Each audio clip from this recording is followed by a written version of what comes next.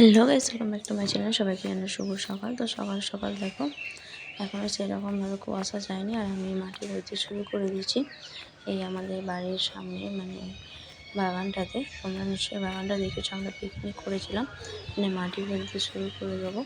তো তার জন্য আগে একটু পরিষ্কার করে নিতে এসেছি, একটু ঝাঁটপাট দিয়ে নেবো।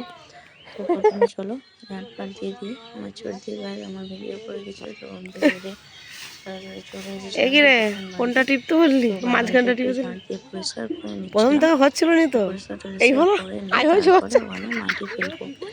যেহেতু আমাদের রান্নাটা হয়ে আছে, তো আই এখানে হেসে একটা মরে যায়। আমি ভিডিওর জন্য রান্না চালা মানে করবো, জ্বালাটা এই একটু এতক্ষণে 21 মিনিট হলো।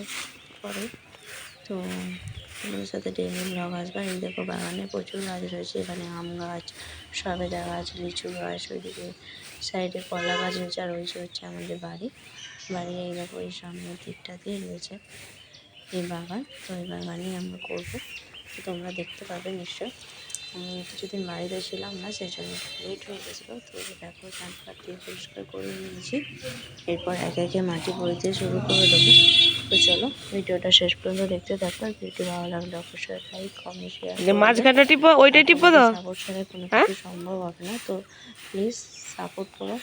তো মুখটা একটু দেখা। সাবস্ক্রাইব মাই চ্যানেল, যেহেতু আমি তোমাদের জন্যই এত কিছু করছি। তোমরা যদি না আমার পাশে থাকো, তো আমি আরও আমার চ্যানেলটাকে এগিয়ে নিয়ে যেতে পারবো না। তো সেই জন্যই তোমাদের সাপোর্ট আর আশীর্বাদ খুবই একান্তই প্রয়োজন। এদিকে দেখো ঝাঁট দিয়ে পরিষ্কার করে নিয়েছি, এরপর একে একে মাটি ফেলতে শুরু করব।